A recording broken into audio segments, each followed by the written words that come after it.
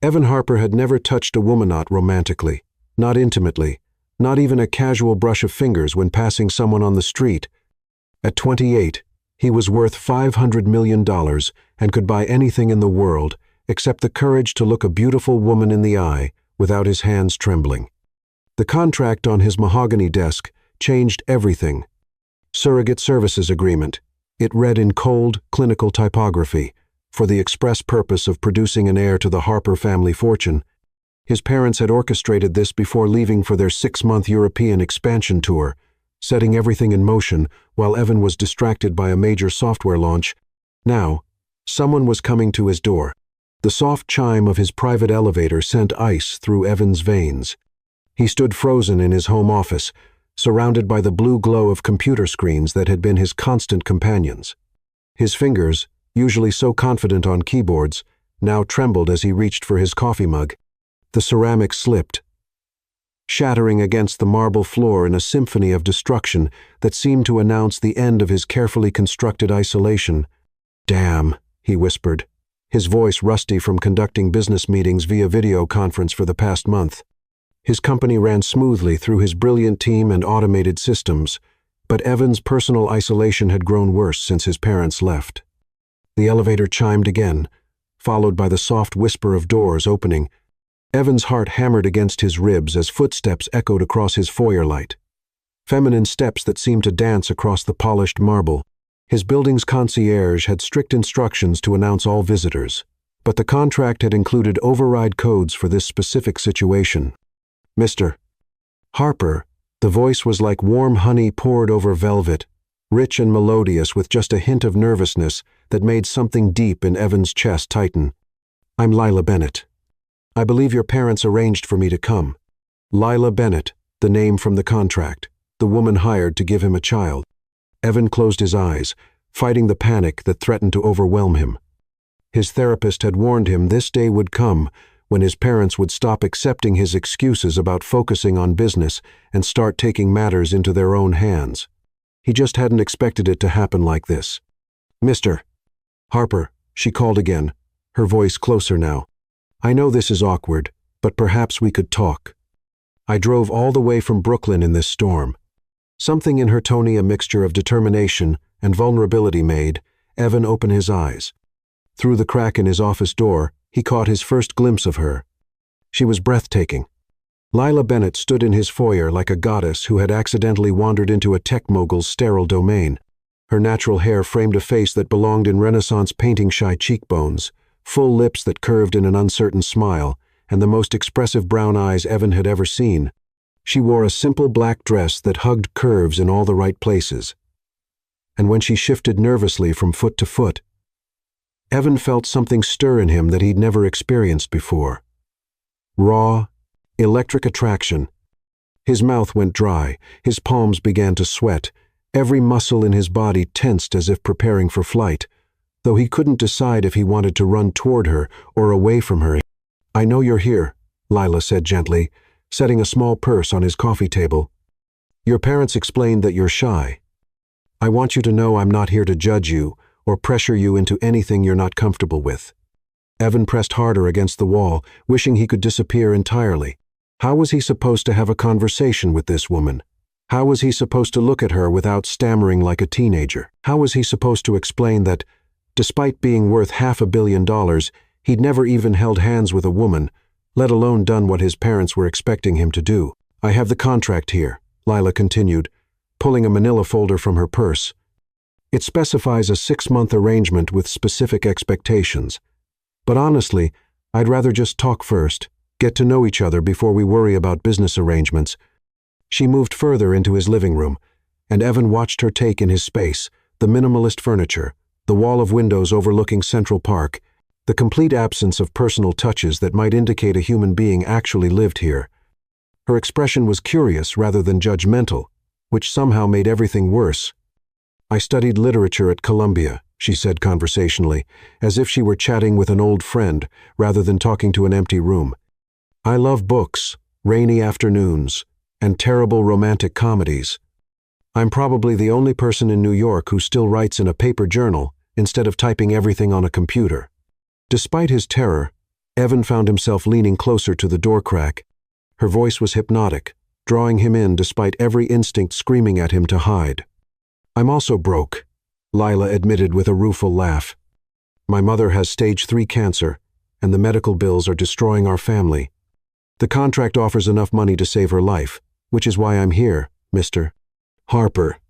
Not because I'm some kind of professional. I'm just a graduate student desperate enough to answer a very unusual classified ad." The honesty in her voice hit Evan like a physical blow. She wasn't here because she wanted to be. She was here because she needed to be. Just like he was hiding because he needed to hide. Evan took a shaky breath and stepped away from the wall. His reflection in the window showed him what Lila would see if he revealed himself. A tall, lean man with dark hair that hadn't been cut in months, wearing a wrinkled Harvard t-shirt and jeans that had seen better days. He looked exactly like what he was, a reclusive millionaire who had forgotten how to interact with the world. "Miss Bennett," he said finally, his voice barely above a whisper. Lila turned toward the sound, her face lighting up with relief and something that might have been genuine pleasure. "There you are. Please, call me Lila." Evan stepped into the doorway but remained frozen there, gripping the frame like a lifeline. When their eyes met across the room, something electric passed between them, a jolt of recognition that had nothing to do with the contract and everything to do with the way she looked at him, not with pity or calculation, but with simple human warmth. "This is terrifying," Evan admitted, the words tumbling out before he could stop them. Lila smiled, and the expression transformed her entire face. "For both of us," she agreed, "but maybe we could be terrified together over dinner. I noticed you have an amazing kitchen that looks like it's never been used." Despite everything, Evan felt his lips twitch upward in what might have been his first genuine smile in months. "I mostly order takeout," he confessed. "Perfect," Lila said, moving toward his kitchen with easy confidence. "I love to cook. Why don't you tell me what you like to eat, and I'll see what I can do with whatever's in your refrigerator." As Evan watched her open his pristine stainless steel refrigerator and begin pulling out ingredients he'd forgotten he owned, he realized his life had just changed forever. The woman in his kitchen wasn't just here to fulfill a contract, she was here to pull him back into the world of the living. Chapter 2. Breaking the Ice. Evan couldn't sleep for 3 nights straight. He'd lain in his king-sized bed, staring at the ceiling, replaying every moment of dinner with Lila, the way she'd hummed while cooking, completely at ease in his sterile kitchen, how she'd drawn him into conversation with questions about his work, his interests, his dreams, as if he were a normal person worthy of genuine curiosity. But it was the moment she touched his hand that haunted him most. When he'd reached for the salt at the same time she did, their fingers had brushed for maybe 3 seconds that had sent lightning through his entire nervous system, making him jerk back so violently he'd nearly knocked over his wine glass. Lila had apologized as if she'd done something wrong, but Evan had seen the flash of hurt in her beautiful brown eyes. Now it was Monday morning, and she was in his library. Evan stood outside the doorway like a teenager with his first crush, gathering the courage to enter his own house. Through the crack, he could see Lila curled up in his favorite reading chair, her legs tucked beneath her, completely absorbed in a worn copy of Jane Eyre. She'd changed from yesterday's dress into jeans and a soft cream sweater that made her skin glow, and her natural hair caught the morning sunlight streaming through the tall windows. She was the most beautiful thing he'd ever seen in his sterile, lonely world. "You can come in, you know," Lila said without looking up from her book, a smile playing at the corners of her mouth. "I don't bite." Evan's face burned with embarrassment at being caught staring. "I didn't want to disturb your reading," he mumbled, stepping hesitantly into the room that had been his private sanctuary for years.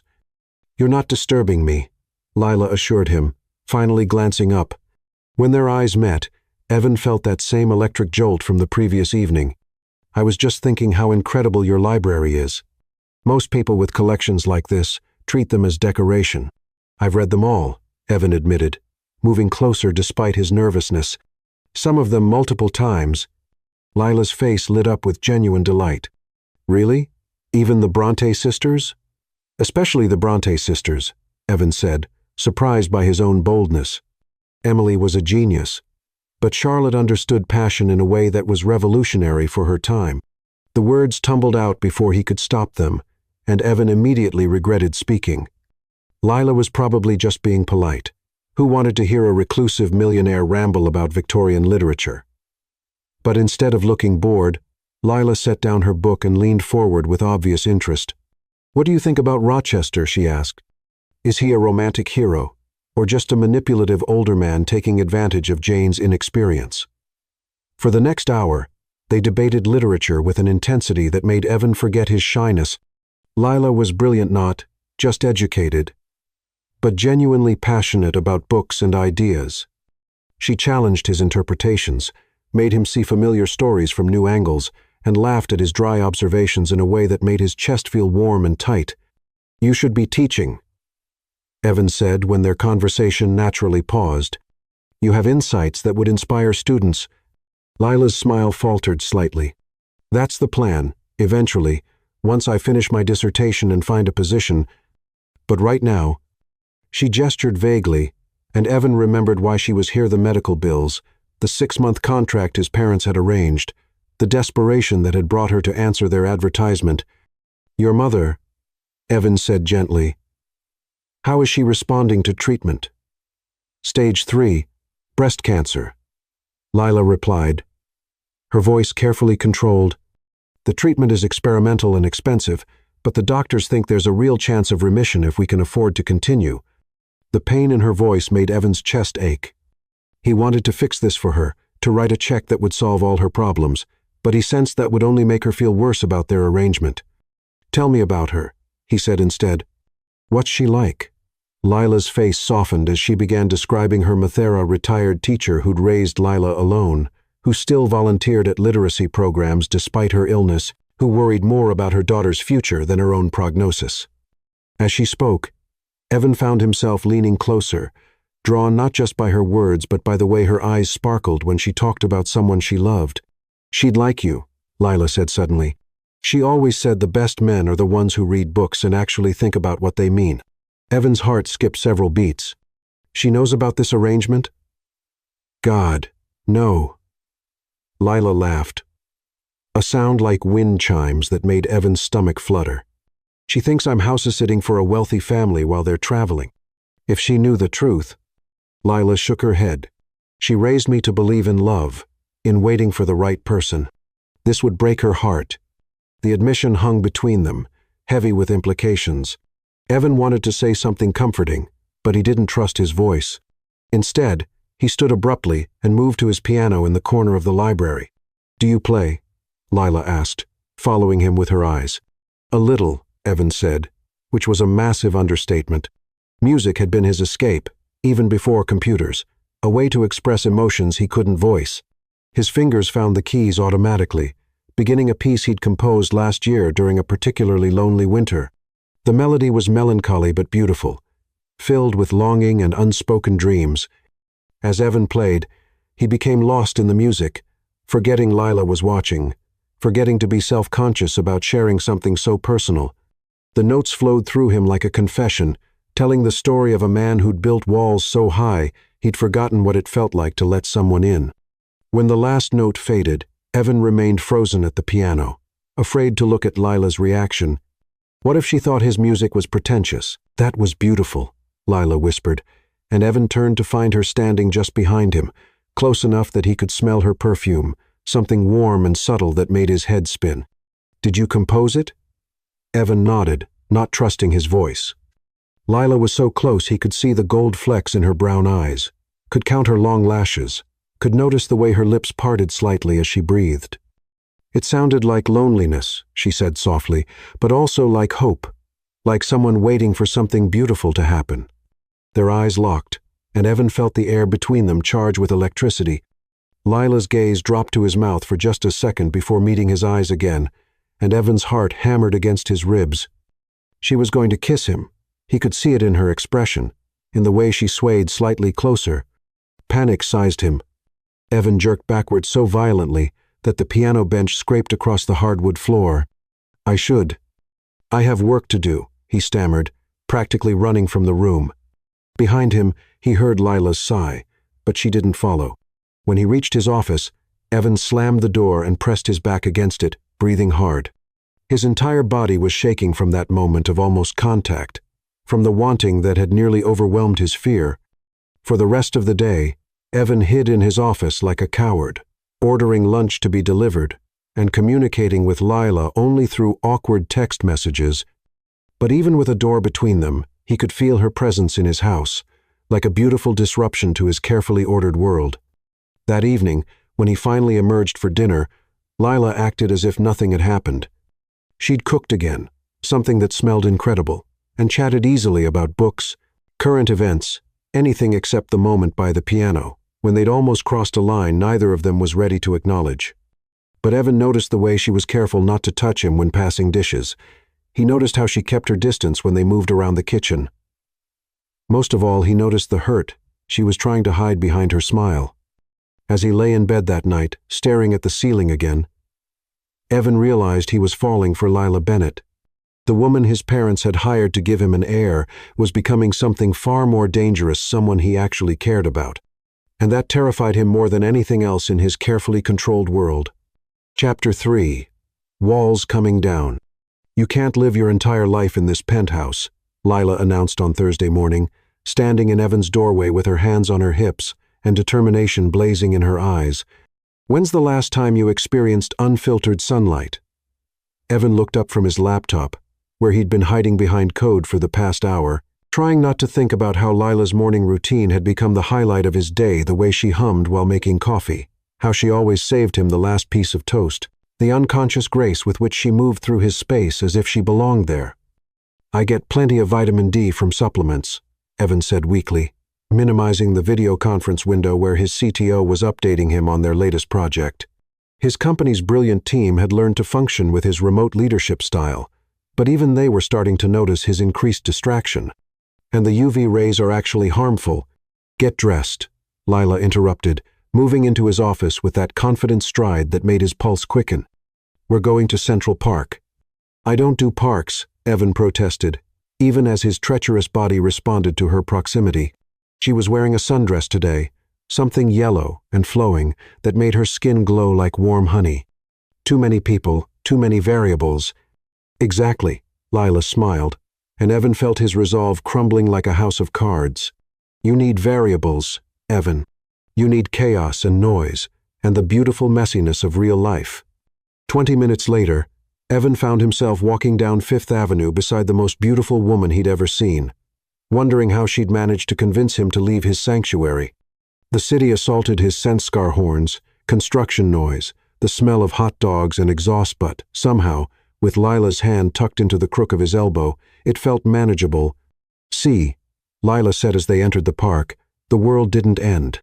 Evan was about to reply when Lila suddenly stopped walking, her attention caught by an ice cream vendor. "Oh my God, it's been years since I've had a good ice cream cone. Do you want one?" Before Evan could protest that he didn't eat sugar or dairy or food from questionable street vendors, Lila was already ordering 2 cones of vanilla ice cream. She handed him one with such obvious pleasure that Evan found himself accepting it despite his better judgment. "Thank you," he said, unsure what to do with the rapidly melting dessert. Lila had no such hesitation. She took a long, slow lick of her ice cream, her pink tongue darting out to catch a drop that threatened to escape down the side of the cone. Evan watched, mesmerized, as she closed her eyes in apparent bliss. She sighed. "Perfect." Evan nearly dropped his cone. The sound she'd made was innocently sensual, but it sent heat rushing through his body like liquid fire. He tried to take a bite of his own ice cream, but his hands were shaking so badly he could barely hold it steady. "You okay?" Lila asked, noticing his distress. "Fine," Evan managed, his voice coming out rougher than intended. "Just not used to this."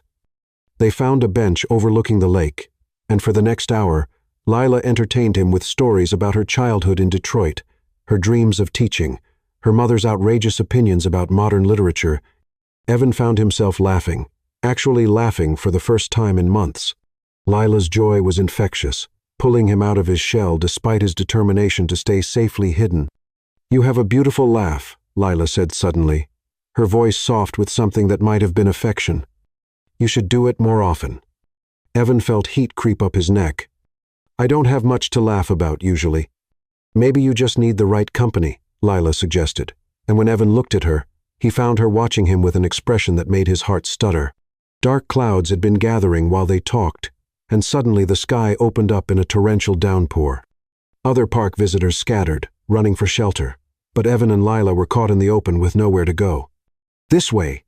Lila grabbed Evan's hand, pulling him toward a small pavilion 50 yards away. They ran through the rain together, Lila laughing like a child while Evan focused on the feel of her fingers interlaced with his. By the time they reached shelter, they were both soaked through. Lila's yellow dress clung to her curves, and her hair hung in dark tendrils around her face. She looked like a goddess emerging from a river, wild and beautiful and completely unself-conscious. Evan, meanwhile, felt like a drowned rat. "That was amazing," Lila exclaimed, wringing water from her hair. "I love summer storms." Evan was staring. He couldn't help it. The wet fabric of her dress revealed the outline of her body in ways that made his mouth go dry and his blood burn. When Lila noticed his gaze, her cheeks flushed pink, but she didn't look away. "You're staring," she whispered. "I'm sorry," Evan started to say, but Lila stepped closer, cutting off his apology. "Don't apologize," she said softly. "I like the way you look at me." Evan's breath caught in his throat. They were only inches apart now, close enough that he could see water droplets clinging to her eyelashes. Could feel the warmth radiating from her body despite the cool rain. "Lila," he whispered, her name a prayer on his lips. She moved even closer, rising on her tiptoes, her face tilted up toward his. "It's okay, Evan. You can touch me." For a moment, Evan was paralyzed by want. Every cell in his body screamed at him to kiss her. To finally cross the line they'd been dancing around for days. But then panic seized him again. What if he did it wrong? What if she realized how inexperienced he was? What if a crack of thunder made them both jump, breaking the spell? Evan stepped back, running shaking hands through his wet hair. "We should go back," he said, his voice barely steady. "You'll catch cold." Disappointment flashed across Lila's face before she masked it with a smile. "Of course. You're probably right." The walk back to his building was quiet, both of them lost in their own thoughts. In the elevator, Evan stood as far from Lila as possible, not trusting himself to maintain control if she got too close again. But he could feel her watching him, could sense her hurt and confusion at his rejection. Back in the penthouse, Lila excused herself to change into dry clothes while Evan did the same. When they met again in the kitchen for dinner, both of them had retreated behind careful politeness, as if the moment in the pavilion had never happened. "I thought I'd make pasta tonight," Lila said, keeping her voice deliberately light. "Something simple." "That sounds perfect," Evan replied, grateful for the normalcy of routine. But cooking together proved to be its own form of torture. The kitchen forced them into close proximity, and every accidental brush of hands or arms sent electricity shooting through Evan's nervous system. When Lila needed something from the cabinet above his head, she had to reach across him, her breasts pressing briefly against his back. Evan bit back a groan, his knuckles white as he gripped the counter. "Sorry," Lila murmured, but her voice was breathless, and Evan could feel her trembling too. The real test came when Lila was making the sauce and somehow managed to get flour in her hair. Without thinking, Evan reached up to brush it away, his fingers tangling in her soft curls. Lila went perfectly still at his touch, her eyes closing as if savoring the contact. "Evan," she whispered, and the way she said his name like a prayer, like a plenarily, shattered his control entirely. He was going to kiss her. Every rational thought fled his mind as he cupped her face in his hands, his thumbs stroking across her cheekbones. Lila's lips parted in invitation, her hands coming up to rest on his chest. Then the smoke alarm went off. They sprang apart, both of them breathing hard as Lila rushed to turn off the burner where the sauce had begun to burn. Evan stood frozen, watching her move around the kitchen with quick efficiency, his body still humming with unfulfilled desire. "Crisis averted," Lila said with forced cheerfulness, but Evan could see the hurt in her eyes. 2 almost kisses in one day, and he'd ruined both of them. That night, Evan lay in bed, replaying every moment, every touch, every look that had passed between them. His body ached with want, but his mind was a battlefield of fear and longing. He was falling for Lila had already fallen, if he was honest, but his terror of intimacy was stronger than his desire. Down the hall, Lila was probably lying awake too, wondering why the man who looked at her like she was the most beautiful thing in the world kept pulling away every time she got close. Evan closed his eyes, knowing that tomorrow would bring more of the same exquisite torture, more moments of connection followed by his inevitable retreat, more proof that he was too damaged, too broken to deserve someone as incredible as Lila Bennett. But God help him, he didn't want her to leave. Chapter 4. The First Touch. Evan woke to the sound of coughing. At first, he thought he was dreaming. In the weeks since their rain-soaked afternoon in Central Park, he'd become accustomed to the soft sounds of Lila moving through his penthouse, her morning humming, the gentle clink of dishes, the whisper of pages turning when she read in his library. But this was different, harsh. Painful coughs that seemed to tear from her throat. He found her in the kitchen, doubled over the sink, her body shaking with each violent spasm. She was still in her pajamas, a simple white cotton set that somehow looked elegant on her. But her usual grace was gone, replaced by the unsteady movements of someone fighting illness. Lila, Evan approached cautiously, his heart clenching at the sight of her distress. Are you okay?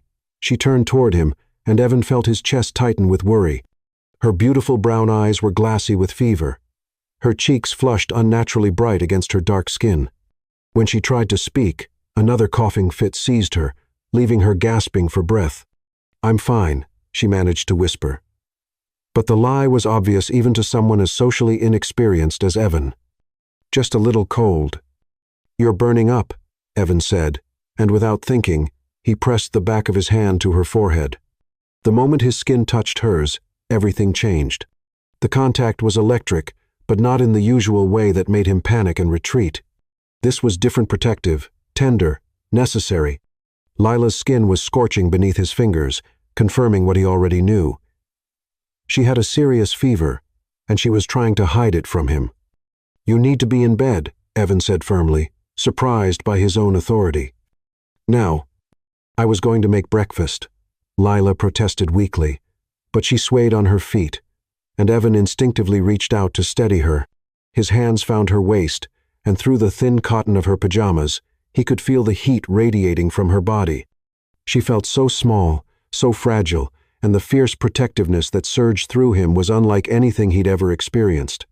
The only thing you're making is yourself sicker, Evan said, guiding her gently toward the guest bedroom where she'd been staying. Come on.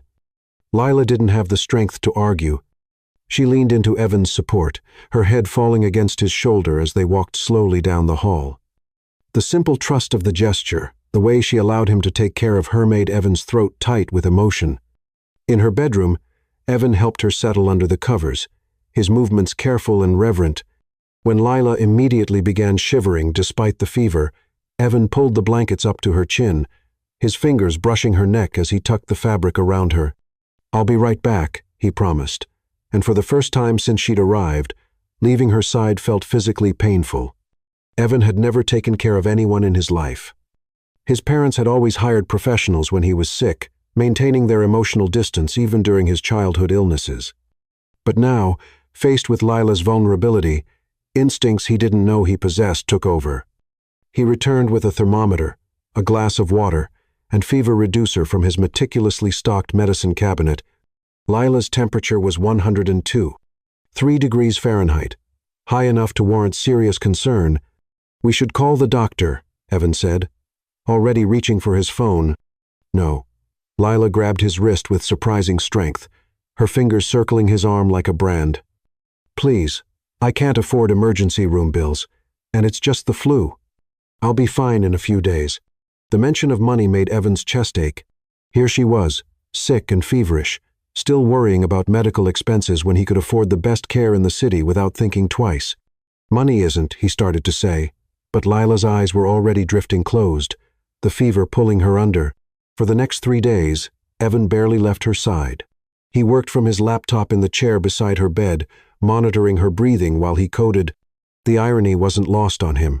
He could manage a multi-million-dollar company remotely, but watching Lila sleep peacefully was the most important task he'd ever undertaken. He cooked simple soups, though his culinary skills were limited to following online recipes with obsessive precision. When Lila was awake enough to eat, He would sit beside her on the bed, gently spooning broth between her lips, his heart clenching every time she managed a grateful smile. "You don't have to do this," she whispered, after he'd spent 20 minutes convincing her to eat half a bowl of chicken soup. "I want to," Evan replied, surprised by the vehemence in his voice. "I need to." The most intimate moment came on the second evening, when Lila's fever spiked dangerously high, and she was too weak to protest his help.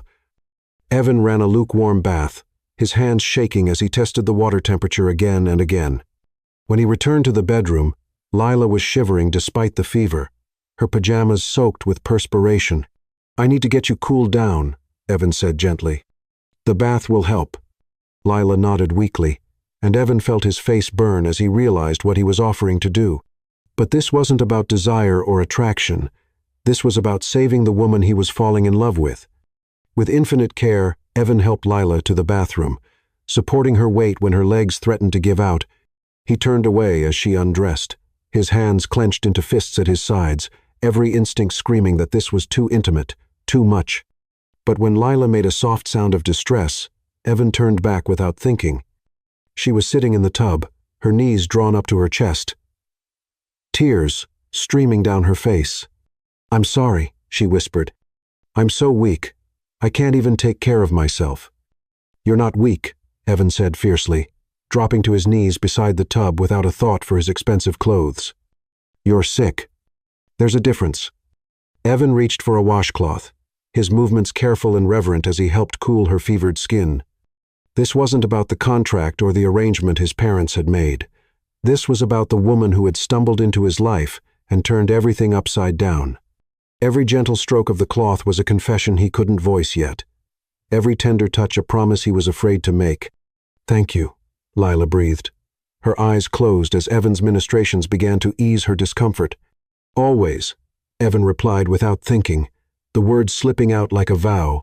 He changed cool cloths on her forehead every hour, his hands growing more confident with each tender touch. During the long nights, when Lila's fever made her restless and delirious, Evan would read to her from her favorite books, his voice steady and soothing, even when exhaustion made his eyes burn. On the second night, when Lila's fever spiked to 103, 5 degrees Fahrenheit, Evan thought he might lose his mind with worry. She was delirious, mumbling about her mother, about classes she needed to teach, about a contract she couldn't fulfill. Evan sat beside her in the dark, using a damp washcloth to cool her burning skin, whispering reassurances he hoped she could hear. "I'm here," he murmured, stroking the cloth along her temples, down her neck, across her shoulders with infinite gentleness. "You're safe. Just rest." When his fingers accidentally tangled in her hair, those beautiful curls damp with perspiration, Lila turned her face toward his touch with a soft sigh. Even in her fevered state, she seemed to find comfort in his presence. "Evan," she whispered, her voice barely audible. "I'm here," he repeated, setting aside the cloth to brush a curl away from her face. "What do you need? Don't leave," she pleaded, her hand searching blindly until it found his. "Please." Evan's breath caught as Lila's fingers intertwined with his. It was the first time she'd initiated contact, the first time he hadn't immediately pulled away. Her hand was small and warm in his, her grip surprisingly strong despite her illness. "I won't leave," Evan promised, settling more comfortably in his chair without breaking their connection. "I'll stay right here." Lila's breathing gradually evened out, her grip on his hand relaxing as she slipped into deeper sleep. But Evan didn't let go. He sat there through the night, watching her face in the dim light filtering through the curtains, marveling at how natural it felt to hold her hand, to be needed by someone who mattered more to him than his own comfort. By the third morning, Lila's fever had broken. Evan Wokade finally dozed off in the chair around Danto, find her watching him with clear, alert eyes. "You stayed," she said softly, her voice still weak but no longer fevered. "I promised I would," Evan replied, suddenly aware that they were still holding hands. He should let go. He should retreat to his usual safe distance. But Lila's thumb was tracing gentle circles across his knuckles, and the sensation was hypnotic. "Thank you," Lila whispered, "for taking care of me. I know this isn't what you signed up for." "Neither is this," Evan said quietly, lifting their joined hands to press a soft kiss to her knuckles. The gesture was tender, intimate, and completely spontaneous. Lila's eyes widened, her lips parting in surprise, but she didn't pull away. Instead, she shifted in the bed, making room beside her. "You must be exhausted," she said. "Lie down, please." Evan hesitated. Sharing a bed, even innocently, felt like crossing a massive line, but the invitation in Lila's eyes was too compelling to resist. Carefully, still holding her hand, he stretched out on top of the covers beside her. They lay facing each other, their joined hands resting between them on the pillow. In the soft morning light, Lila looked ethereal, her fever-flushed cheeks returning to their normal warm brown, her hair spread across the white pillowcase like dark silk. "I was scared," Lila admitted quietly, when the fever was really bad. "I kept thinking about my mother, about what would happen to her if something happened to me." "Nothing's going to happen to you," Evan said fiercely, surprising himself with his vehemence. "I won't let it." Lila smiled, the expression soft and wondering. "You're not what I expected, Evan Harper." "What did you expect?" Evan asked, genuinely curious. "Someone cold, calculating. Someone who saw this arrangement as purely transactional." Lila's thumb resumed its gentle stroking across his hand. "Instead, I found someone who plays beautiful music and reads poetry and stays up all night holding my hand when I'm sick." Evan felt heat rise in his cheeks. "I'm not good at this," he confessed, "at being close to people. You make me want to try, but I don't know how." "You're doing fine," Lila assured him, shifting slightly closer. "Better than fine." They talked quietly for another hour about books, about music, about Lila's childhood and Evan's lonely adolescence. The conversation was intimate in a way that had nothing to do with physical attraction and everything to do with genuine connection. Evan found himself sharing things he'd never told anyone, drawn out by Lila's patient warmth and the safety of their joined hands. When Lila finally fell back asleep, Evan remained beside her, watching the peaceful rise and fall of her breathing. 3 days ago, touching her hand would have sent him into a panic. Now, he couldn't imagine letting go. Something fundamental had shifted between them during her illness. The careful distance they'd maintained was crumbling, replaced by something deeper and more dangerous. Evan was falling in love with Lila Bennett, and for the first time in his life, his fear was losing the battle to his heart. As afternoon sun streamed through the windows, Evan closed his eyes and allowed himself to imagine a future where holding Lila's hand was just the beginning, where her gentle touch could heal more than just his fear of intimacy, where the woman hired to give him an heir might instead give him everything he'd never dared to hope for. Love. Chapter 5. Jealousy and Realization. Evan should have known something was wrong when Nathan Brooks knocked on his door unannounced on a Thursday evening. His business partner never visited the penthouse. Their meetings always took place in sterile conference rooms or over encrypted video calls. Nathan preferred his relationships clean, professional, and devoid of personal complications. But there he stood in Evan's foyer, impeccably dressed in a tailored suit that probably cost more than most people's cars, flashing the charming smile that had helped him close million-dollar deals and break countless hearts. "Surprise visit," Nathan announced, brushing past Evan with his usual confidence. "I was in the neighborhood finalizing the Patterson deal and thought I'd see how the hermit was surviving in the real world. You've been dodging my calls for 2 weeks. He stopped mid-sentence when Lila appeared in the kitchen doorway.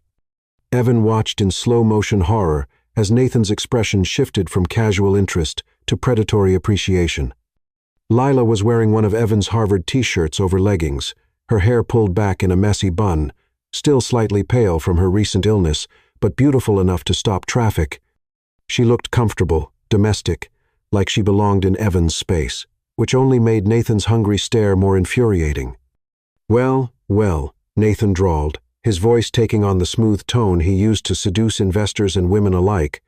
"Evan, you didn't mention you had company." "Nathan, this is Lila," Evan said stiffly, moving protectively closer to her. "Lila, my business partner, Nathan Brooks."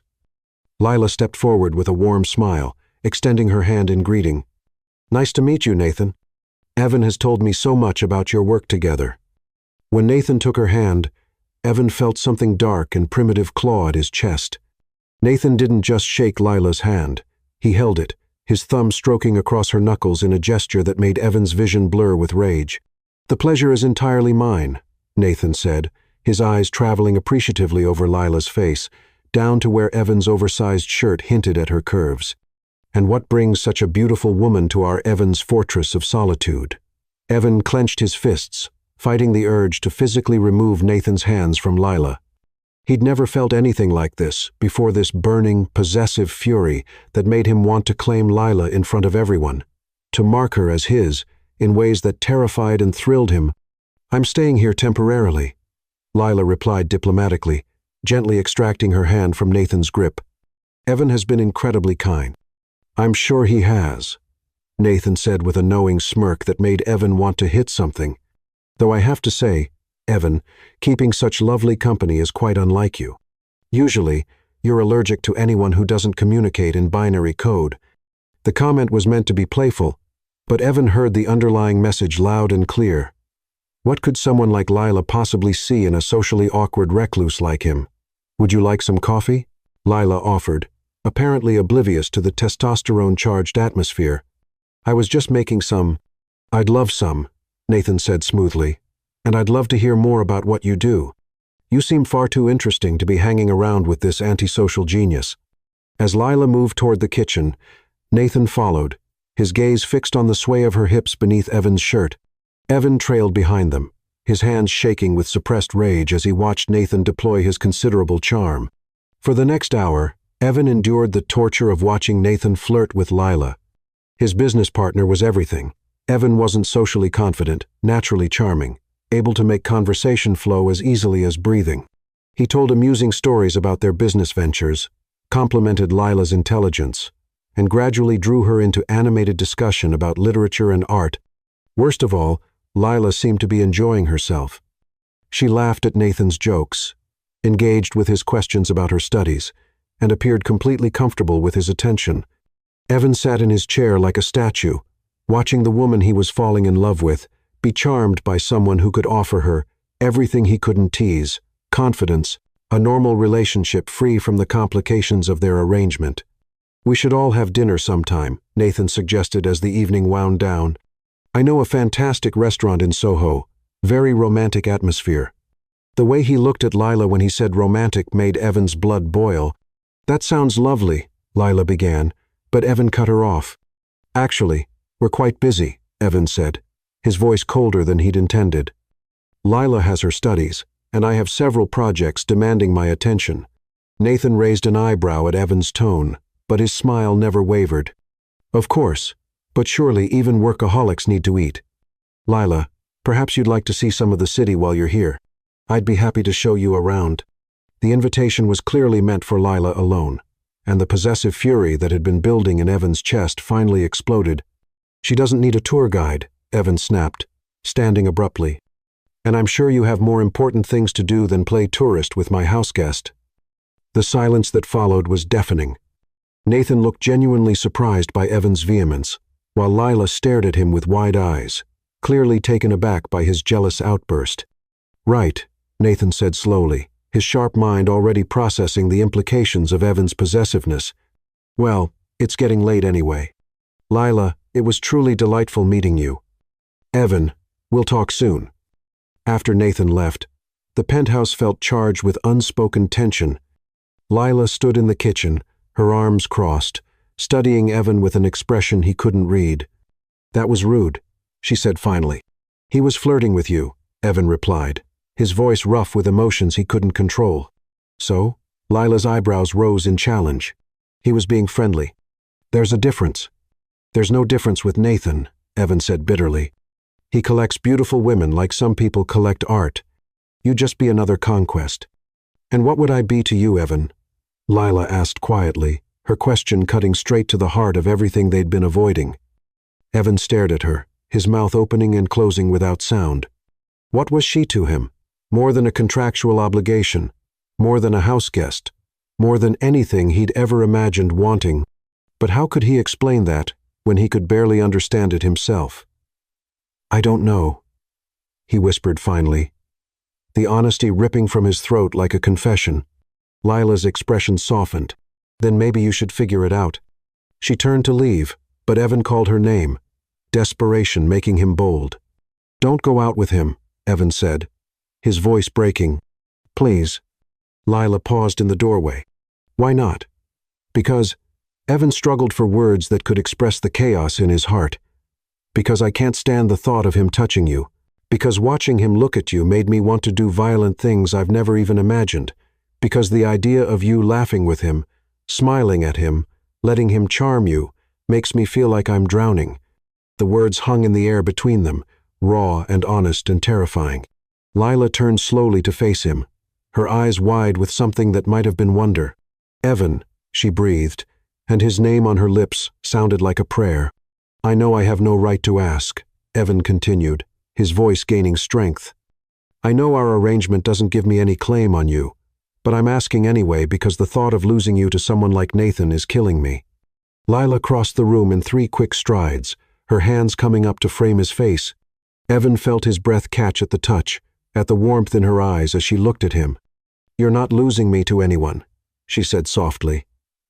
And you have more right to ask than you know. Lila, Evan whispered, his hands coming up to cover hers. I wanted to make you jealous, she admitted, her cheeks flushing. When Nathan was flirting, part of me hoped it would push you to finally tell me how you feel. How I feel, Evan echoed, his heart hammering against his ribs. Like maybe this stopped being about a contract weeks ago, Lila said, rising on her tiptoes until their faces were inches apart. Like maybe we're both falling for something real. Evan's control shattered. All the fear, all the careful distance he'd maintained, all the walls he'd built around his heart crumbled in the face of Lila's honest confession. Without thinking, without planning, without giving his terror time to intervene, Evan cupped her face in his hands and kissed her. The kiss was everything Evan had imagined and nothing like he'd expected. Lila's lips were soft and warm beneath his, yielding and perfect as she melted against him. When she sighed into his mouth, opening for him, Evan felt like he was flying and falling simultaneously. Months of suppressed desire poured into that kiss, every moment of wanting, every night of dreaming, every careful touch that had led them to this point. Evan's hands tangled in Lila's hair, and she pressed closer, her arms winding around his neck as if she never wanted to let him go. When they finally broke apart, both breathing hard, Evan pressed his forehead against hers. I'm falling in love with you, he whispered, the words slipping out before he could stop them. I think I've been falling since the moment you walked into my life. Lila's smile was radiant. Good, she said, pulling him down for another kiss, because I'm already gone. Chapter 6. Learning to Love. The morning after their first kiss, Evan woke with his heart racing and his mind spinning with possibilities. For the first time in his adult life, he told someone he loved them, and she'd said it back. The memory of Lila's lips beneath his, the way she'd melted into his arms, the breathless confession they'd shared played on repeat in his mind like his favorite song. But with the dawn came uncertainty. What did people do after they confessed their love? How was he supposed to act around Lila now that everything had changed? Evan found his answer when he entered the kitchen and saw Lila making coffee in one of his button-down shirts, her legs bare beneath the hem. She looked up when he appeared, and the radiant smile that spread across her face chased away all his doubts. Good morning, she said softly, approaching him with none of the careful distance they'd maintained before. Sleep well?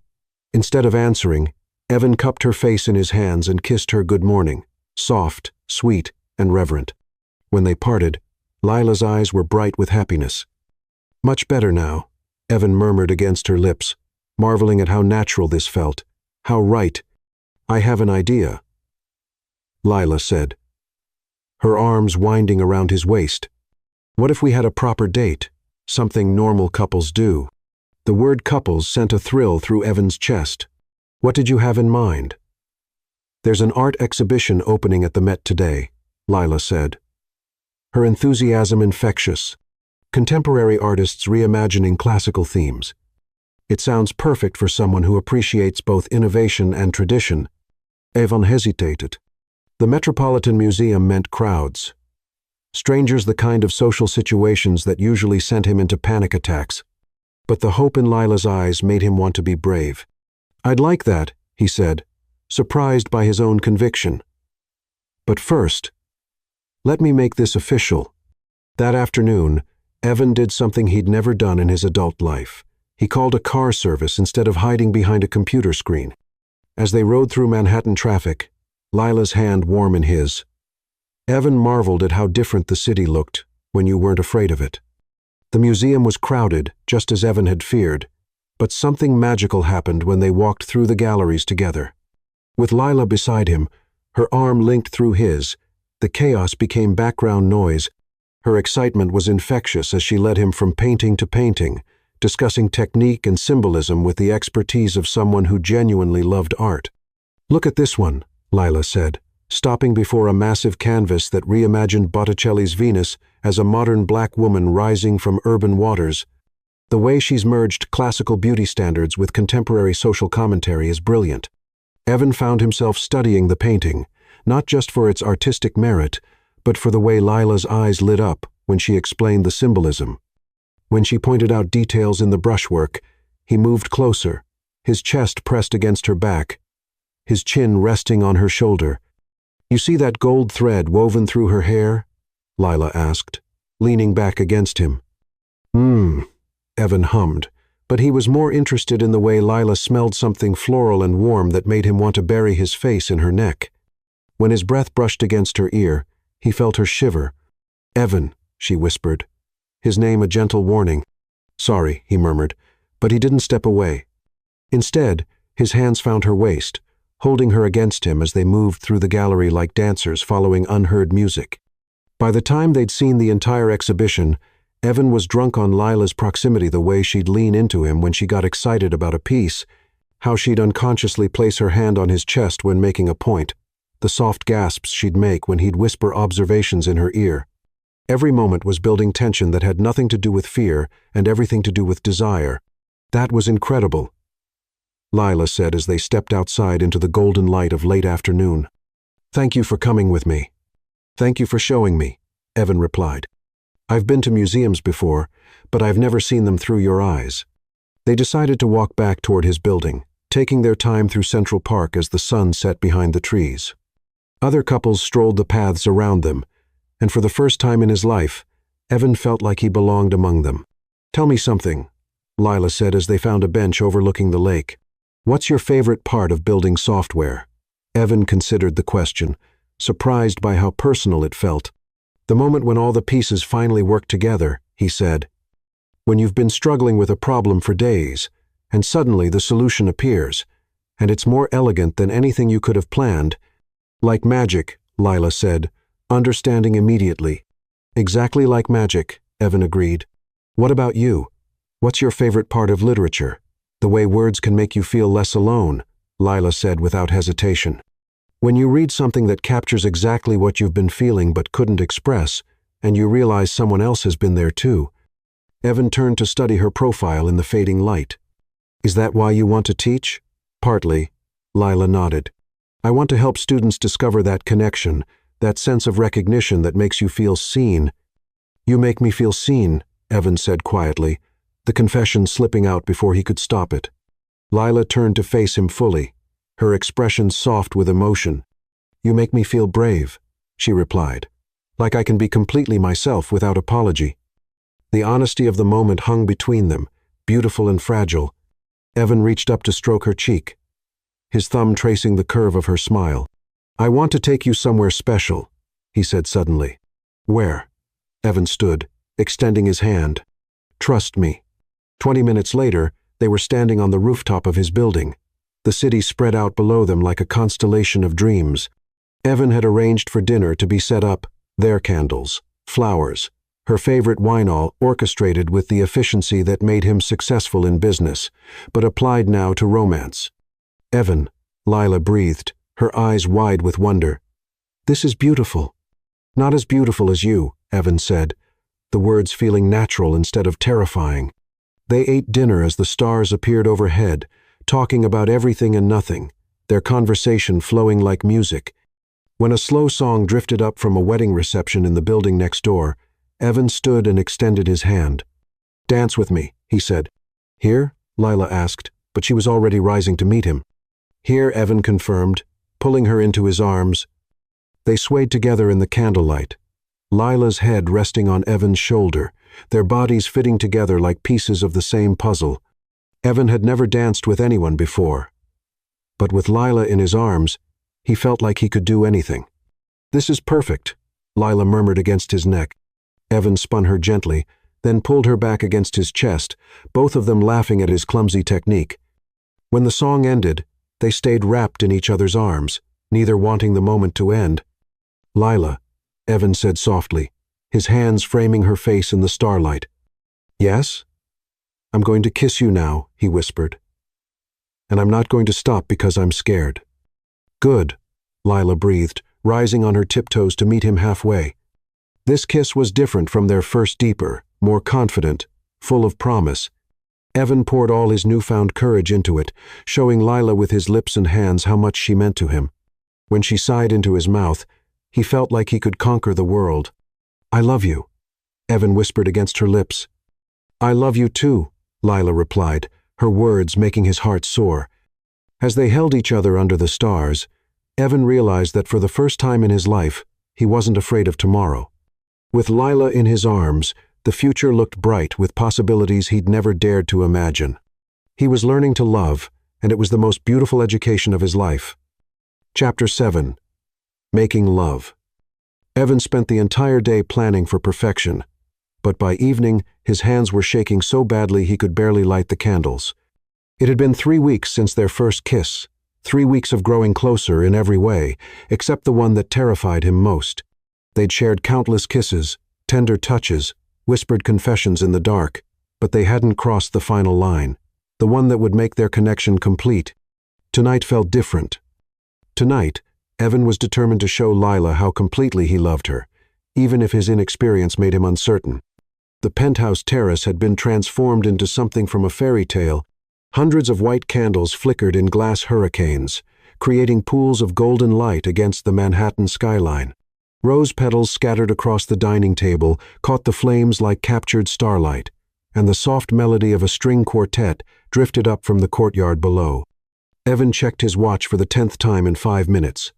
Lila was getting ready in her room, giving him time to prepare their dinner, though prepare was a generous term for what amounted to arranging takeout from the city's most exclusive restaurant onto proper China. "Evan." Lila's voice came from behind him, soft and wondering. He turned, and his breath caught in his throat. Lila stood in the doorway, wearing a flowing dress in deep midnight blue that seemed to capture starlight in its folds. The fabric hugged her curves before falling in elegant waves to her ankles, and her hair was swept up in a style that left her neck gracefully exposed. But it was her eyes that stopped his heart warm and bright with love, with trust, with the same nervous anticipation that was making his pulse race. "You're beautiful," Evan whispered, the words inadequate but heartfelt. "So are you," Lila replied, her gaze taking in the candlelit terrace, the rose petals, the obvious care he'd put into every detail. "Evan, this is incredible." She moved toward him like a goddess walking through a dream, and when she reached him, Evan took her hands in his, marveling at how natural the gesture had become. "I wanted tonight to be special," he said, his voice rough with emotion. "I wanted you to know how much you mean to me." "I already know," Lila assured him, rising on her tiptoes to brush a soft kiss across his lips. "But show me anyway." Dinner was a blur of soft conversation and heated glances. Evan found himself unable to concentrate on the exquisite food, too distracted by the way candlelight played across Lila's skin, the way her lips curved when she smiled, the way her eyes seemed to hold promises that made his blood burn. "You're staring," Lila said softly when they'd finished eating. "I can't help it." Evan admitted, "I keep thinking I'm dreaming. At any moment, I'll wake up, and you'll be gone." Lila stood and moved around the table to him, her hands coming to rest on his shoulders. "I'm not going anywhere," she said, her voice gentle but certain. "I'm exactly where I want to be." Evan rose to meet her, his arms circling her waist as if he could anchor her to him through touch alone. When he kissed her, it was with all the passion he'd been holding back, all the love he'd been afraid to show. Lila melted against him, her soft moan making him dizzy with want. "Lila," he breathed against her lips, his hands tangling in her hair. "I know," she whispered back, understanding without words what he was asking, what he needed. "I want this too. I want you." Evan's control snapped. He lifted Lila easily, carrying her inside to his bedroom as she laughed softly against his neck. He'd imagined this moment countless times, but nothing had prepared him for the reality of having her in his arms, willing and wanting and trusting him with her heart. In his bedroom, Evan set Lila down gently beside his bed, his hands trembling as they framed her face. "I've never," he began, then stopped, embarrassment flooding his cheeks. "I know," Lila said softly, her hands covering his. "We'll go slow. We'll figure it out together." The simple acceptance in her voice undid him. Evan kissed her with desperate gratitude, pouring all his love and fear and desire into the contact. When Lila's hands moved to the buttons of his shirt, he held his breath, letting her undress him with gentle reverence. "You're beautiful," Lila whispered, her hands exploring the planes of his chest, the lean strength of his arms. Evan had always thought of his body as simply functional, but under Lila's admiring gaze, he felt transformed. When it was his turn to undress her, Evan's fingers shook as he slowly lowered the zipper of her dress. The fabric whispered to the floor, revealing skin that glowed like warm honey in the candlelight. Lila was perfect curves and softness and feminine strength that made Evan's mouth go dry with wanting. "Touch me," Lila said softly, guiding his hands to her waist, her shoulders, showing him how to worship her body with gentle strokes. Evan learned quickly, his touch growing more confident as Lila's soft gasps and sighs told him what she liked. When he kissed her neck, she arched against him. When his hands traced the curve of her spine, she trembled. When he whispered her name like a prayer, she pulled him closer. They moved to the bed together, skin against skin, hearts beating in synchrony. Evan had read about intimacy, had seen movies, had imagined what this might be like, but nothing had prepared him for the overwhelming reality of Lila beneath him, around him, welcoming him into her body and her heart. "Are you okay?" Lila asked when Evan hesitated, his body trembling with the effort of control. "More than okay," Evan breathed, his voice thick with emotion. "I love you so much it terrifies me." "Don't be terrified," Lila said, her hands stroking his face, his shoulders, grounding him in the moment. "This is beautiful. We're beautiful." When they finally joined together, Evan thought he might die from the intensity of it. Lila was warm and perfect around him, her body accepting his with a sweetness that brought tears to his eyes. They moved together, slowly at first, learning each other's rhythms, discovering what made each other gasp and sigh and cry out with pleasure. "Like this?" Evan asked, his voice strained as he tried to give her everything she needed. "Perfect," Lila breathed, her legs wrapping around his waist, pulling him deeper. "You're perfect." The praise undid him. Evan buried his face in Lila's neck, breathing in her scent as their bodies found their rhythm. Every stroke, every touch, every whispered endearment was a revelation. This was what he'd been missing, what he'd been afraid of, what he thought he could never have. Love, connection, the miraculous joining of two hearts and bodies that created something greater than either could achieve alone. When Lila's breathing grew ragged, when her fingers dug into his shoulders and she called his name like a prayer, Evan felt his own control shatter. They climbed together toward something beautiful and overwhelming, their bodies and hearts perfectly synchronized. "Evan," Lila gasped, her back arching as pleasure overwhelmed her. "I love you. I love you," Evan replied, and then he was falling, flying, drowning in sensation and emotion as he followed her over the edge. Afterward, they lay tangled together in the candlelight, their breathing slowly returning to normal. Evan held Lila against his chest, his hand stroking her hair, still amazed that this beautiful, incredible woman had chosen him. "That was..." Evan began, then stopped, overwhelmed by the inadequacy of words. "Perfect," Lila finished, lifting her head to smile at him. "You were perfect." "I was terrified," Evan admitted, his honesty making Lila's expression soften. "I know," she said, pressing a gentle kiss to his chest. "But you were brave. You trusted me. And you let me love you." "How could I not?" Evan asked, his arms tightening around her. "You make me want to be brave. You make me want to be everything I never thought I could be." They talked softly as the candles burned lower, their voices mixing with the distant sounds of the city. Evan traced patterns on Lila's skin, marveling at the way she shivered under his touch, at how natural it felt to hold her, to love her, to be loved in return. "What are you thinking?" Lila asked, noticing his contemplative expression. "That I spent 28 years thinking I was broken," Evan said quietly. "That I could never have this, never deserve this. And then you walked into my life and showed me that love isn't about being perfect. It's about being real." "You were never broken," Lila said fiercely, her hands cupping his face. "You were just waiting for the right person to show you how incredible you are." Evan kissed her then, soft and sweet and full of promise.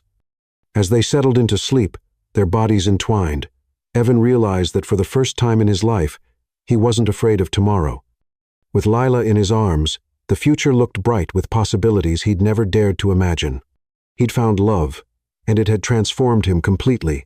Chapter 8. Complications. Evan woke to the sensation of Lila's lips pressed against his neck, her warm breath sending shivers down his spine as she traced lazy patterns across his chest. 3 days had passed since they'd first made love, and Evan was discovering that physical intimacy was intoxicating.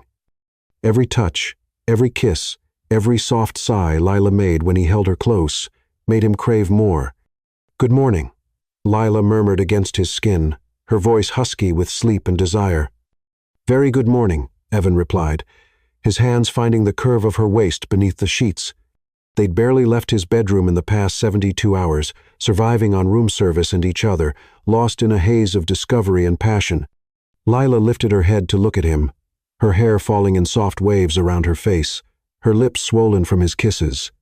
Evan reached up to brush a curl away from her cheek, marveling at how natural this felt, waking up with the woman he loved. No barriers between them, nothing but honesty and desire. "I was thinking," Lila said, pressing a kiss to his palm, "maybe we could actually leave this room today. See some sunlight. Remember what the outside world looks like." "Why would we want to do that?" Evan asked, pulling her closer until she was sprawled across his chest. "I like our world just fine." Lila laughed, the sound making Evan's heart flutter. "Because I need a shower that doesn't involve you distracting me every 5 minutes." "I don't distract you," Evan protested, his hands sliding down to grip her hips. "I enhance your bathing experience. Is that what you call it?" Lila's eyebrows rose in amusement, but her voice caught when Evan's thumbs traced circles on her skin. "Evan, I'm serious." "We should." She was interrupted by Evan's mouth, finding that sensitive spot on her neck, the one that made her arch against him, and forget whatever practical thing she'd been about to say. "What were you saying?" Evan murmured against her skin, his lips trailing down to her collarbone. "I was saying, oh God." Lila's protest dissolved into a soft moan as his hands roamed her body with growing confidence. "We can't spend forever in bed." "Watch me," Evan said, rolling them over so Lila was beneath him, her hair spread across the pillow like dark silk. "I have years of lost time to make up for." Their morning lovemaking was slow and tender, a celebration of the intimacy they discovered together. Evan worshipped every inch of Lila's body as if it were the first time, his touch reverent and passionate. When they finally made it to the shower an hour later, Evan kept his promise to enhance the experience, his soapy hands exploring every curve until Lila was gasping his name against the marble wall. The sound of the private elevator chiming cut through their post-shower bliss like a knife. Both of them froze, their eyes wide with sudden panic. "Are you expecting someone?" Lila whispered, clutching a towel around herself. Evan shook his head, his mind racing. Nobody had access to his penthouse except his parents, and they weren't supposed to be back from Europe for another 3 months. Unless... "Evan," his mother's cultured voice echoed through the penthouse, followed by the sharp click of expensive heels on marble. "We're home early." "Where are you, darling?" Evan breathed, panic coursing through his veins. His parents couldn't find Lila in his bedknot like this. Not when they were both naked and thoroughly disheveled from hours of lovemaking. "Get dressed," he whispered urgently to Lila, who was already scrambling for her clothes. "I'll go distract them." Evan pulled on jeans and a t-shirt with shaking hands, running his fingers through his hair in a futile attempt to look like he hadn't spent the morning worshipping every inch of Lila's body. He stepped into the hallway just as his parents rounded the corner, their expressions shifting from pleasant surprise to careful assessment. Eleanor Harper was exactly what central casting would order for the role of wealthy matriarch, silver hair pulled into a perfect chignon, designer clothes that cost more than most people's cars, and the kind of poise that came from generations of inherited privilege. His father, Charles, stood beside her in an impeccably tailored suit, his shrewd businessman's eyes already cataloging details. "Mother, father," Evan said, trying to keep his voice steady. "You're back early." "The Brussels conference ended sooner than expected," Charles replied, his gaze sharp as it took in Evan's appearance. "We weren't supposed to return for another 3 months, but we heard some interesting reports about your situation." Evan's heart hammered against his ribs. Had they been monitoring him? Of course they had. "I've been working on a new project," Evan said, which wasn't technically a lie. Learning to love Lila was definitely a project, just not the kind his parents would appreciate. "How wonderful," Eleanor smiled, but there was something calculating in her expression. "And how is our arrangement progressing?" "I trust Miss Bennett is proving satisfactory." The clinical way she referred to Lila made Evan's stomach turn. "She's fine. Everything is fine." "Excellent," Charles said, clapping Evan on the shoulder with false bonhomie. "We were hoping to meet with her this morning, actually, discuss the terms of the contract. Make sure everyone's expectations are aligned." Evan's blood ran cold. "That's not necessary. We're handling everything ourselves." "Nonsense." Eleanor waved away his objection. "This is far too important to leave to chance." "Where is she?" Before Evan could answer, Lila appeared in the hallway, fully dressed but with her hair still slightly mussed and her lips bearing the telltale signs of Evan's kisses. She moved toward them with her usual grace, but Evan could see the tension in her shoulders, the careful way she held herself.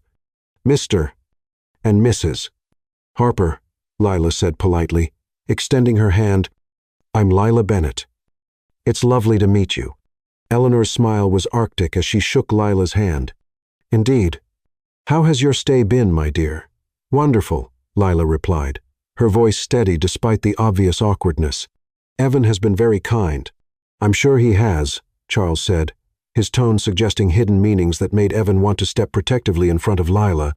"Perhaps we could all sit down and discuss the arrangement," Eleanor suggested, her words cutting through the air like a knife. "I'm sure you both understand that this is ultimately a business transaction. It's important to maintain proper boundaries." Evan felt his world tilt sideways. Business transaction? Proper boundaries? As if the past month hadn't happened. As if the love he'd found with Lila was nothing more than a contract to be managed. "The original terms were quite specific," Charles added, pulling out a leather portfolio. 6 months, with clear expectations about emotional involvement. We're concerned that those boundaries may have become blurred. "I think we're doing just fine without interference," Evan said, his voice harder than he'd intended. "Interference?" Charles's eyebrows rose. "Son, we're trying to protect you. Women like Miss Bennett are very good at making men believe in fantasies that don't exist." "What's that supposed to mean?" Evan demanded, his hands clenching into fists.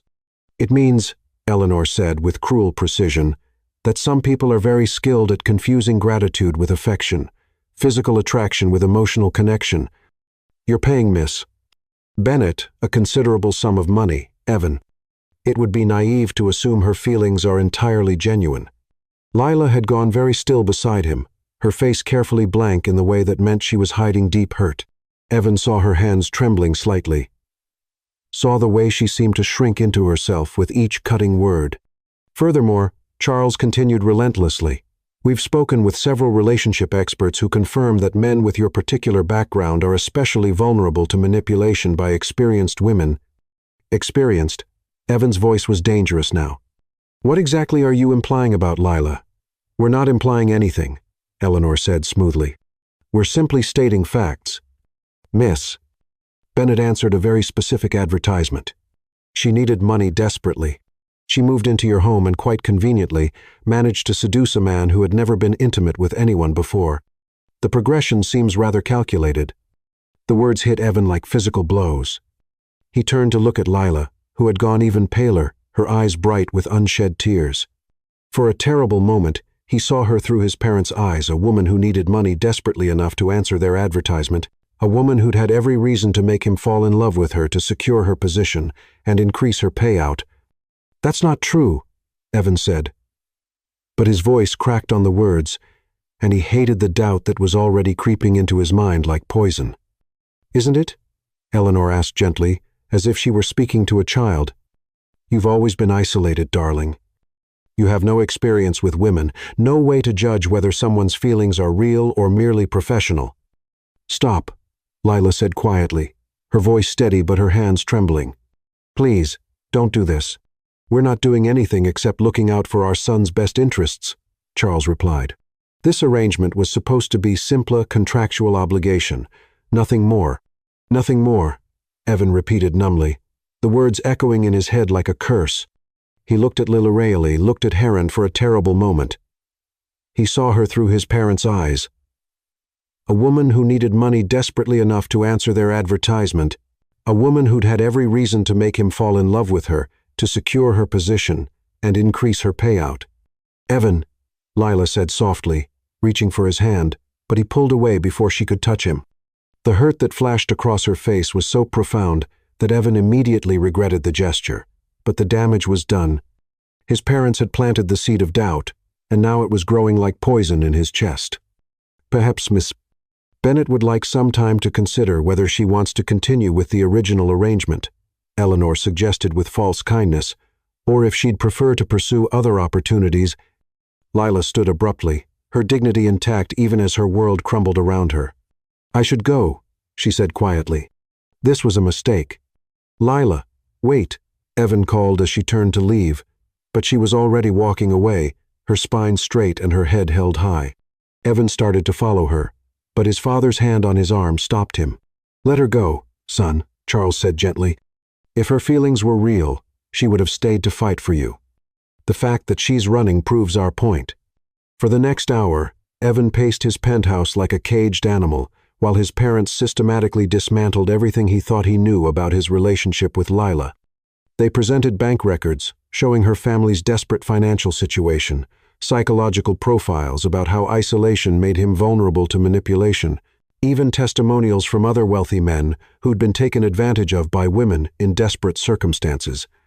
But as Evan listened to their clinical dissection of his love affair, he realized they were wrong about one crucial thing.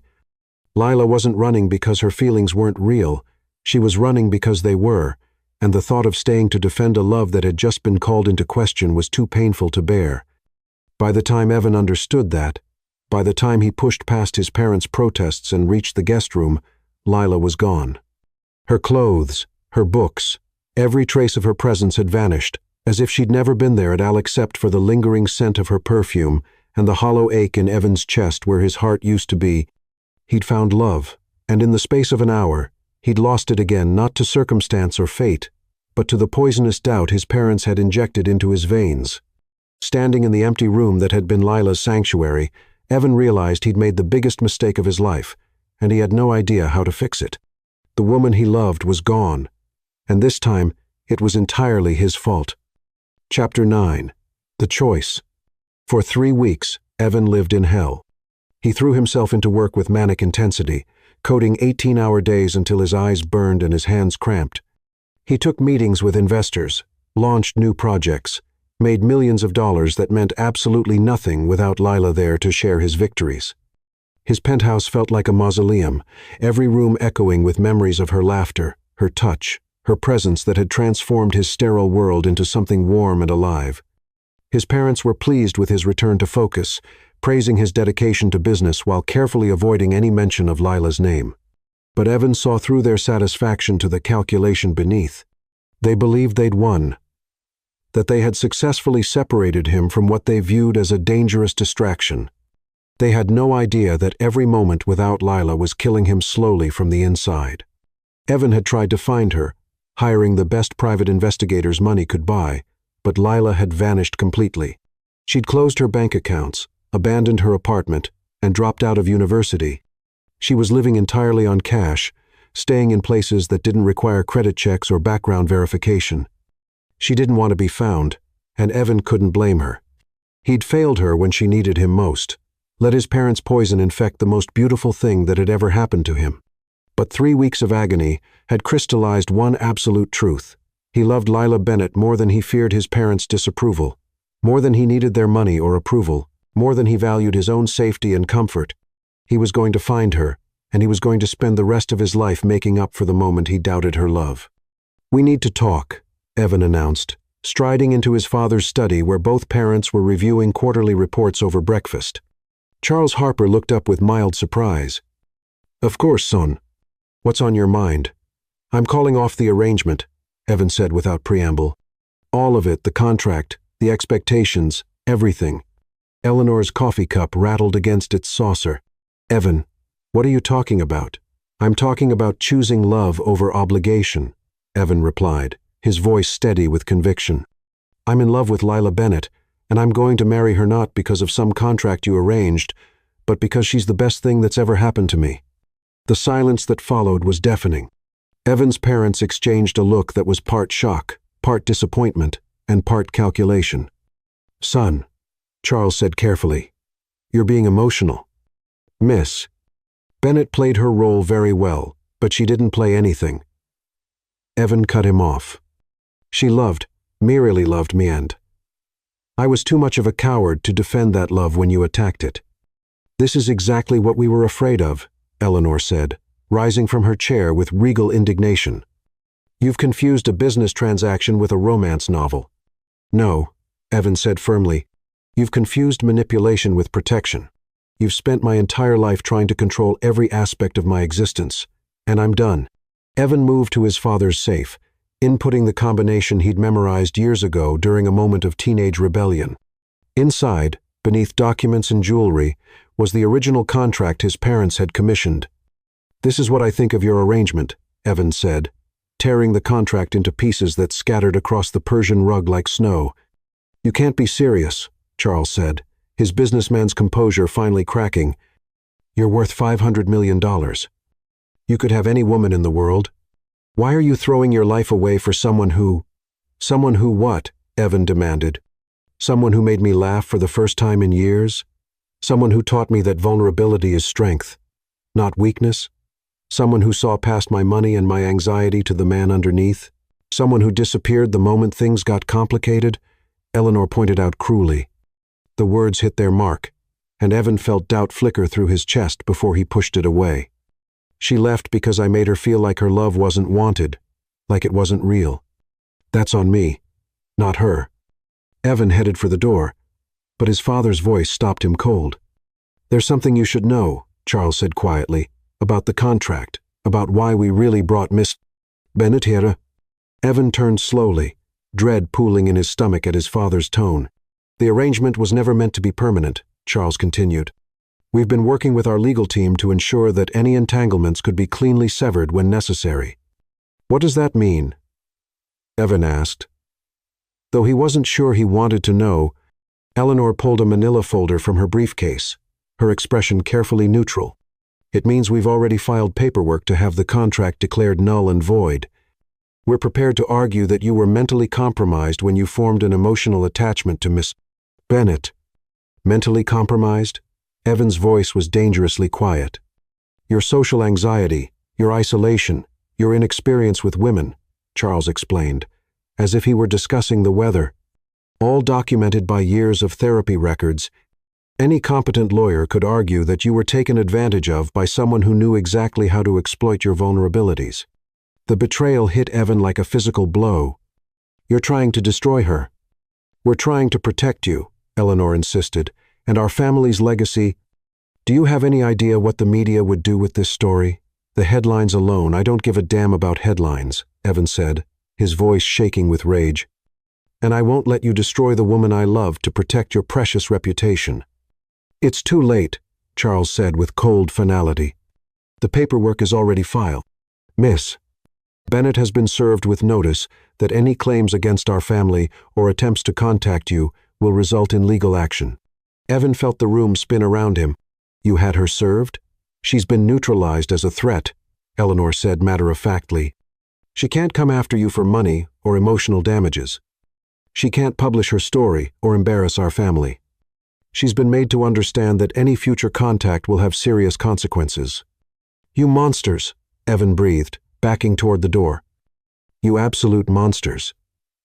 He ran from the room, from the house, from the suffocating weight of his family's expectations. In his car, speeding through Manhattan traffic with no destination in mind, Evan's phone buzzed with a text from an unknown number. She's in Millbrook. Miller's Diner on Route 44. She's been working there since she left. She's been asking for you. A friend. Evan's hands shook as he read the message. Someone, maybe one of the investigators he'd hired, had found her. Lila was less than 2 hours away, and if his parents were right about the legal papers, she probably thought he'd orchestrated the whole thing. By the time Evan reached the small town of Millbrook, evening shadows were lengthening across the rural landscape. Miller's Diner was exactly what he'd expect. A classic small-town establishment with checkered floors and neon signs advertising pie. Through the window, he could see her. Lila was wearing a simple uniform, her hair pulled back in a ponytail, moving between tables with the same grace that had first captivated him. But even from a distance, Evan could see the changes. She looked thinner, tired, and there was a careful distance in her interactions with customers that spoke of someone guarding herself against further hurt. When the diner's bell chimed his entrance, every conversation stopped. Small towns notice strangers, especially ones arriving in expensive cars wearing designer clothes. But Evan only had eyes for Lila, who had frozen by a corner booth, her face cycling through shock, joy, and fear in rapid succession. Lila, he said, her name a prayer on his lips. She set down the coffee pot she'd been holding with shaking hands. You shouldn't be here. I know about the legal papers, Evan said, moving toward her despite the curious stares of other customers. I know what my parents did. I had nothing to do with it. Evan, please. Lila's voice was barely a whisper. I can't. This is exactly what they said would happen if I tried to contact you. I don't care what they said, Evan replied, close enough now to see the tears gathering in her eyes. I'm here because I love you. Because I've spent 3 weeks in hell realizing that choosing my parents over you was the biggest mistake of my life. Lila looked around the diner, aware of the audience they'd gained. Not here, please. Evan followed her outside into the parking lot, where autumn air carried the scent of burning leaves and approaching winter. Under the pale light of a street lamp, Lila looked fragile and beautiful and heartbreakingly sad. I tried to call you, she said quietly. After I left, I wanted to explain, to fight for us, but your parents' lawyers made it very clear that any contact would result in legal action against me and my mother. My mother, Evan said, suddenly realizing what he'd missed. How is she? The treatments? She's fine, Lila said quickly. The hospital has a charity program that covered most of the costs. She doesn't need your money. The way she said your money like it was something dirty made Evan's chest ache. Lila, I never wanted you for an heir. I wanted you because you made me feel alive. I know, she whispered. But wanting isn't enough, is it? Your parents will never accept me. They'll always see me as the woman who answered their advertisement. Then we'll build a life without them, Evan said desperately. We'll go somewhere they can't touch us. Lila's smile was heartbreaking. Evan, there's something you need to know. Something that changes everything. She took a shaky breath, her hands moving to rest on her stomach in a gesture that made Evan's heart stop. I'm pregnant. The words hung in the cold air between them like a miracle and a curse simultaneously. Evan stared at her, his mind reeling with the implications. Pregnant? He repeated numbly. 8 weeks, Lila confirmed, tears streaming down her cheeks. I found out 2 days ago. I've been trying to figure out what to do, how to tell you, whether I even should tell you. Evan reached for her, but Lila stepped back, shaking her head. Your parents were right about one thing, she said. This is too complicated, too messy. You have your whole life ahead of you, and I won't trap you with a baby you never asked for. Trap me? Evan's voice cracked. Lila, you're carrying my child. How could that be anything but a miracle? Because it makes everything your parents said look true, Lila replied. The gold digger who got pregnant to secure her future, the woman who manipulated a lonely man into love, that's not what happened, and you know it. Do I? Lila asked, her voice breaking. Because right now, I can't tell the difference between love and obligation, between what was real and what was just the contract we were both trying to fulfill. She turned to walk away, but Evan called after her, his voice breaking with desperation. Don't run again, he pleaded. Please, we can figure this out together. Lila paused without turning around. I need time to think about the baby, about us, about what's best for everyone. How much time? Evan asked. I don't know, she whispered. And then she was gone, disappearing into the diner and leaving Evan standing alone in the parking lot with his heart in pieces. As he drove back to Manhattan, Evan realized that finding Lila had been the easy part, convincing her to trust their love again, to believe in a future together despite his parents' interference, would be the fight of his life. But he was ready for that fight. Because the woman he loved was carrying his child, and he'd be damned if he'd let fear or doubt or family pressure destroy their chance at happiness. This time, he wouldn't let her run. This time, he'd prove that their love was worth fighting for. Chapter 10. Life and Love. 3 months, 91 days of private investigators, dead-end leads, and sleepless nights that stretched into gray dawns. Evan had searched every hospital, every clinic, every women's shelter within a 500-mile radius of Millbrook. Lila had vanished again, this time taking his unborn child with her, and the uncertainty was eating him alive from the inside out. He'd lost 40 pounds, his business was hemorrhaging money as he focused entirely on the search, and his parents had finally stopped their legal maneuvering, partly because Evan had transferred his assets into an untouchable trust, and partly because even they seemed disturbed by their son's obsessive quest. She doesn't want to be found, his mother had said during their last conversation. Perhaps it's time to accept that and move on. But Evan couldn't move on, not when Lila was carrying his child. Not when she was alone and probably struggling financially. Not when every day that passed brought her closer to her due date, as a date he'd calculated and recalculated until the numbers were burned into his brain. The breakthrough came from the most unlikely source. Detective Sarah Chen, the private investigator Evan had been working with, called him at 2:47 a.m.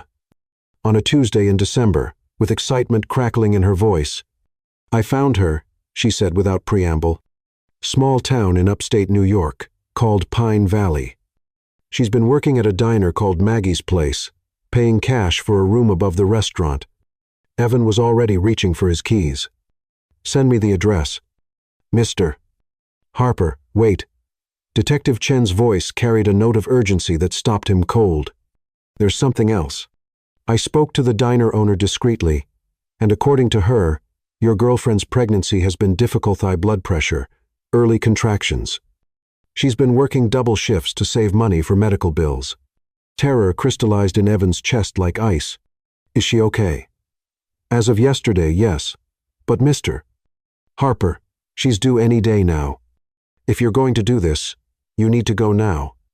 Evan was in his car before the call ended, GPS locked on Pine Valley, his heart hammering with a mixture of hope and fear that threatened to overwhelm him. The drive through the pre-dawn darkness felt endless, punctuated by the obsessive checking of his phone for updates from Detective Chen. Pine Valley was the kind of town that existed in postcard-lined streets, Victorian houses with wraparound porches, the kind of place where everyone knew everyone, and strangers stood out like neon signs. Maggie's Place sat on Main Street, between a used bookstore and a vintage clothing shop, its windows glowing warmly against the December cold. Evan parked across the street and sat for a moment, gathering his courage. Through the diner's front window, he could see the breakfast crowd, farmers and shop owners, starting their day with coffee and conversation, but no sign of Lila. The bell above the door chimed as Evan entered, and the comfortable hum of conversation faltered as every head turned to study the stranger in the expensive coat. The woman behind the counter, 60-some, with gray hair and kind eyes, approached with the weariness of someone protecting her own. Help you with something, hon? She asked. I'm looking for Lila Bennett, Evan said, his voice rough from the long drive. I'm the father of her baby. The woman's expression shifted from weariness to something like pity. You're him. The one she's been crying over. Evan felt his chest tighten. Is she here? Is she okay? She's upstairs. The woman, Maggie. presumably said quietly. But Han, she's been through hell these past few months. Whatever you did to her, I let my family interfere with something beautiful, Evan said simply. I let fear make me doubt the best thing that ever happened to me. I'm here to fix it. Maggie studied his face for a long moment, then nodded toward a door marked private. Apartment 2, B. But if you hurt that girl again, you'll have me to answer to. Evan climbed the narrow staircase with his heart in his throat, each step bringing him closer to the moment he'd been dreaming of for 3 months. The hallway was dimly lit, smelling of coffee and bacon from the diner below. Apartment 2B had a simple wooden door with no decorations, no signs of the vibrant woman who lived behind it. Evan raised his hand to knock, then froze as he heard sounds from inside, a low, pained moan followed by sharp gasping. Ice shot through his veins as recognition hit him. Labor. Lila was in labor. Lila! Evan pounded on the door. It's me. It's Evan. Go away. Lila's voice was strained with pain and fear. You can't be here. I'm not leaving, Evan said firmly, trying the door handle locked. Lila, you're in labor. You need help. I'm fine, she gasped. But another contraction cut off her words, leaving her crying out in pain. Evan didn't think. He stepped back and threw his shoulder against the door, using desperation and adrenaline to splinter the cheap wood around the lock. The door burst open, and Evan stumbled into a tiny studio apartment that broke his heart with its poverty: a futon bed, a hot plate, a mini fridge. And Lila, his beautiful, strong Lila, doubled over on the floor in obvious agony. She was heavily pregnant, her face pale and streaked with tears, her hands pressed against her swollen belly. Lila, Evan breathed, dropping to his knees beside her. How long have you been like this? Since midnight, she whispered, then grabbed his hand as another contraction seized her. Evan, I'm scared. Something's wrong. There's blood. Evan looked down and felt his world tilt sideways. The towel beneath Lila was soaked with more blood than seemed safe, and her skin had a grayish pallor that screamed medical emergency. We need to get you to a hospital, Evan said, already reaching for his phone. No hospital, Lila said desperately. I can't afford. I don't give a damn about money. Evan cut her off, dialing 911. You're bleeding too much. Our baby. His voice broke on the words. Our baby needs help. The 911 operator was professional and calm, but her questions filled Evan with increasing dread. How much blood? Was the baby moving? How far apart were the contractions? 20 minutes for an ambulance, the operator finally said. There's a snowstorm moving through, and emergency vehicles are backed up. 20 minutes. Evan looked at Lila, who was growing paler by the second, and knew they didn't have 20 minutes. I'm going to have to deliver the baby myself, he told the operator, his voice somehow steady despite the panic coursing through his veins. Sir, are you medically trained? No, but I'm not letting my family die while we wait for help. For the next 30 minutes, Evan lived in a nightmare.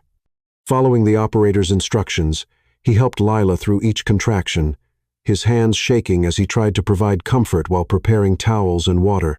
Lila gripped his fingers with superhuman strength, her nails leaving marks that Evan would wear like badges of honor. I'm sorry, she gasped between contractions. I'm sorry I ran. I'm sorry I didn't trust us. Don't apologize, Evan said fiercely, stroking her hair back from her face. You have nothing to be sorry for. I failed you. I let my parents poison what we had. I love you, Lila whispered, her eyes bright with tears and pain. I never stopped loving you. I love you too, Evan replied, his own tears falling freely. And I'm going to love our baby. We're going to be a family, Lila. Real family. The paramedics burst through the splintered door like angels of mercy.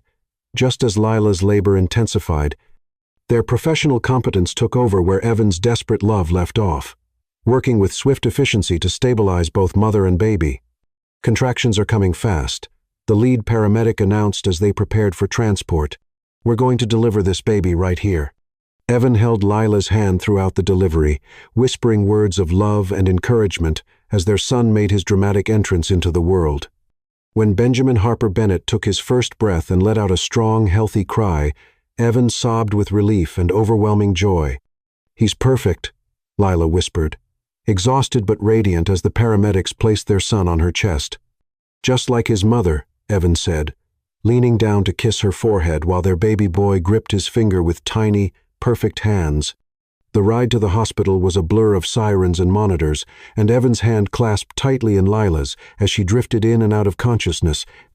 Their son, Benjamin Evan, had decided, because he defended their love against all odds, slept peacefully in a specialized carrier, his tiny chest rising and falling with the steady rhythm of life.